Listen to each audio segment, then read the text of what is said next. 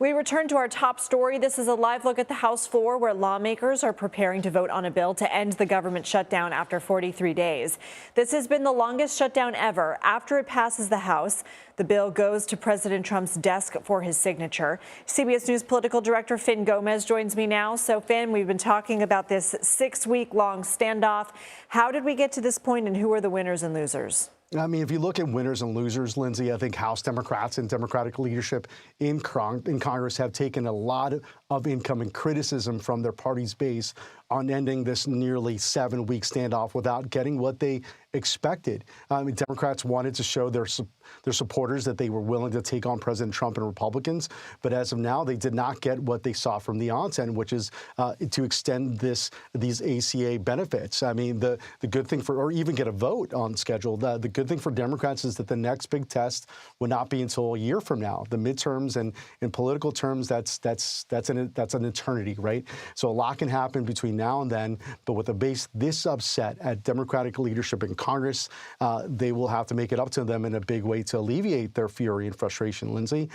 Congressional Democrats got virtually nothing here. Where does the health care debate go from here?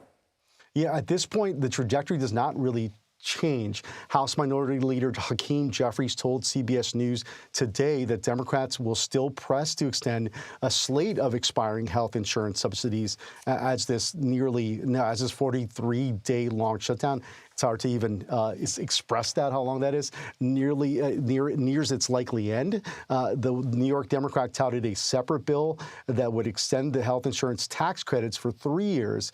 He said, quote, they are going to force Republicans to vote on that, if not today, at some point soon, referring to his plan to attempt to force a vote using a procedural move called a discharge petition.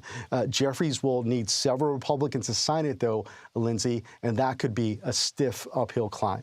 We've been covering the other news on the Hill, and that is Democratic Representative Adelita Grijalva of Arizona finally getting sworn in and saying she'll sign that petition to discharge the Epstein files. Where does this go? Is it mostly symbolic at this point?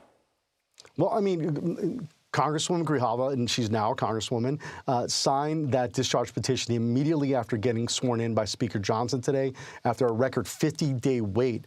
And she delivered remarks very critical of the Republicans in the House and in the White House to keep the Justice Department files on Epstein under wraps. But we are told this vote is expected in early December, and it still has a long way to go before for this to really get any fruition, to really get any deliverables here. And if it passes the House, it still faces an uphill climb to become law. It would have to pass a Republican-controlled Senate, of course, before it goes to the president for him to sign. But it does show at a very public setting here, Lindsay, where some Republicans, because there are going to be some Republicans here, several Republicans are supporting this discharge petition. It could be get a lot of attention on an issue that the White House and Republican leaders in Congress really don't want a lot of attention or focus on, Lindsay. Yeah, who knows if Majority Leader Thune would even put it up for a vote in the Senate. Exactly. Fin Gómez, thank you.